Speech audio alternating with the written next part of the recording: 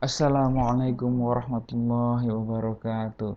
Adik-adik sekalian, sebelum kita mulai pembelajaran, ada baiknya kita berdoa terlebih dahulu, minta kepada Allah agar isi pembelajaran ini bisa disimak sebaik-baiknya, agar bermanfaat, agar bisa menjawab soal latihan, juga soal pada UTS nanti. Oke, doa dimulai.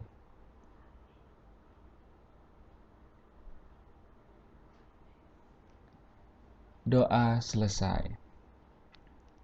Oke, sekarang kita masuk ke pembelajaran. Itu kita sekarang bab 4 ya, tentang pasar dan jenis pasar ya. Ada harga pasar dan jenis-jenis pasar. Jadi kalau di gambar ini dapat kita lihat ya, ada penjual, ada pembeli, ada barang yang dijual, ada barang yang dibeli. Nah, jadi pasar itu secara teknis itu pengertiannya tempat bertemunya permintaan dan penawaran gitu ya. Kalau misalkan dibilang tempat bertemunya penjual dan pembeli, maka tidak bisa berlaku pada pasar online karena pembeli dan penjual tidak bertemu, ya kan? Tapi kalau misalkan dikatakan permintaan dan penawaran itu tidak berlaku ruang dan waktu, ya kan? Permintaan ada, penawaran ada, maka itulah pasar. Jadi kalau Tokopedia, Shopee itu tidak ada pertemuan antara penjual dan pembelinya, tapi ada kesepakatan antara permintaan dan penawaran. Maka itulah yang disebut dengan pasar. Oke, sampai di sini bisa dipahami ya. Nah, lalu terjadinya kesepakatan antara penawaran dan permintaan dalam jumlah tertentu itu akan membentuk harga keseimbangan atau disebut juga equilibrium. Nah, nanti kita bahas lebih lanjut ya. Ini hanya pengantar saja. Pasar memiliki peranan penting dalam perekonomian. Nah, ini sudah jelas ya. Tanpa pasar, maka tidak ada perkembangan ekonomi. Pasar juga sebagai urat nadi perekonomian. Nah, ini sama seperti kalimat sebelumnya. Para pelaku ekonomi biasa bertemu baik secara langsung maupun tidak langsung di pasar. Ya, jelas gitu kan. Di dalam perekonomian dikenal adanya pasar output dan input. Jadi, kalau pasar output itu berarti hasil ya, hasil dari pabrik misalkan. Nah, itu output gitu ya. Tapi kalau pasar input berarti dia pasar yang kita butuhkan barang-barang untuk diproduksi. Misalkan kita mau bertani, maka kita butuh pupuk. Nah, pupuk itu adalah pasar input. Nah, seperti itu ya. Oke, yang kita bahas adalah harga pasar atau harga keseimbangan, lalu pasar dan jenis-jenis pasar. Nah, yang pertama dulu nih, kita bahas tentang harga pasar. Tentu ada permintaan dan penawaran. Yang pertama, permintaan. Permintaan itu apa sih? Permintaan itu kalau bahasa sehari-harinya dalam ekonomi yaitu barang yang ingin kita beli gitu ya. Barang yang diinginkan, barang yang dibutuhkan oleh konsumen. Nah, itu bahasa gampangnya. Nah, kalau dalam pengertian ekonomi lebih jauh lagi, itu tidak hanya sekedar keinginan, tapi juga permintaan sejumlah barang yang didukung oleh daya beli.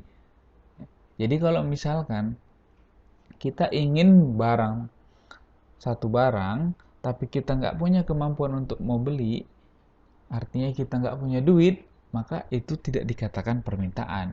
Begitu. Nah, itu lebih jauh pengertian ekonomi. Jadi kalau misalkan tidak ada duitnya, maka itu tidak termasuk permintaan. Permintaan itu ketika kita sudah punya uang, lalu ada barang yang ingin kita beli, kita bayarkan, nah itu sudah menjadi permintaan, gitu kan? Artinya bertemu tuh permintaan dan penawaran tadi, sehingga tercipta sebuah harga. Harga itulah yang kita gunakan untuk membeli. Nah, lalu apa saja yang mempengaruhi permintaan?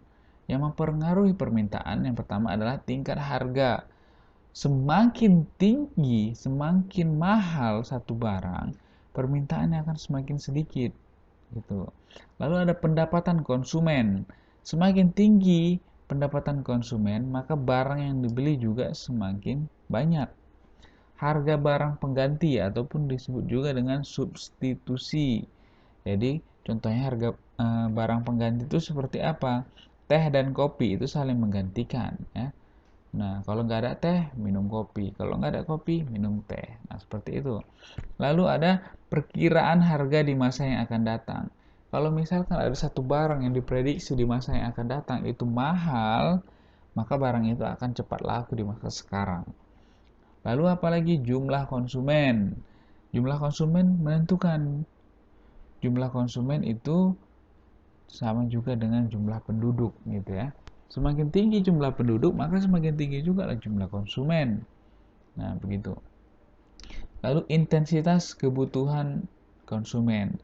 Nah, seberapa sering kita membutuhkan barang itu. Misalkan kebutuhan kita akan makanan, itu tentu berbeda dengan kebutuhan kita pakaian. Lebih intens kebutuhan makanan, gitu ya.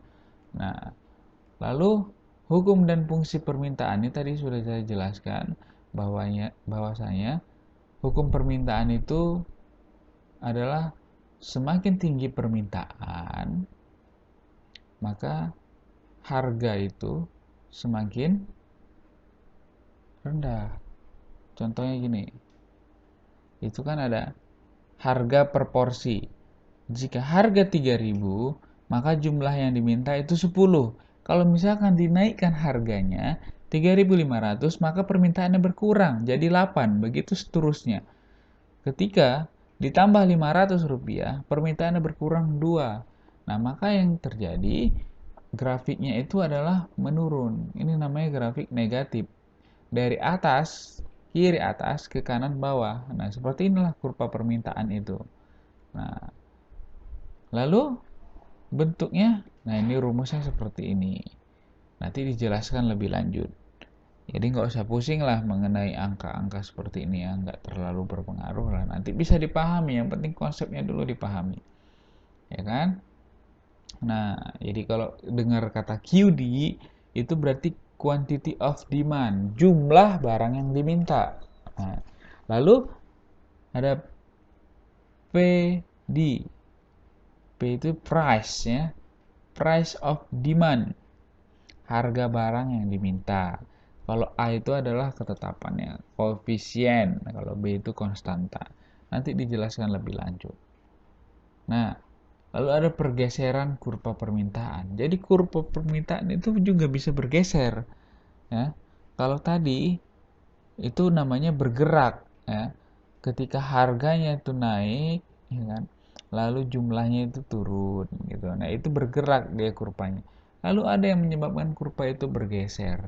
Nah, apa aja contohnya yang membuat kurva itu bergeser selain ya, kalau harga tadi kan bergerak, yang membuat bergeser itu ada banyak. Nah, salah satunya tadi itu pendapatan ya, harga barang substitusi itu membuat bergeser. Kalau misalkan ada terjadi bencana, maka permintaan suatu barang tidak seperti semula, gitu kan. Nah, itu yang menyebabkan barang-barang itu bergeser kurvanya. Nah, lalu kita berbicara tentang elastisitas. Apa ini elastisitas? Itu kemuluran ya, atau kepekaan. Kalau karet, nah itu kan ada elastis kan. Kalau misalkan karetnya itu dia mudah ditarik, berarti dia elastis ya, semakin elastis. Tapi kalau misalkan karetnya itu sulit ditarik, berarti keras kan, berarti tidak elastis. Nah, seperti itu. Nah, kalau dalam ekonomi, berarti hubungannya harga dengan jumlah, seberapa elastis dia gitu. Nah, kalau misalkan harganya diturunkan, seberapa berpengaruh pada jumlah barang. Nah, itulah yang dibahas di elastisitas ya. Nah, jadi seperti itu aja, kita lanjut kepada video berikutnya.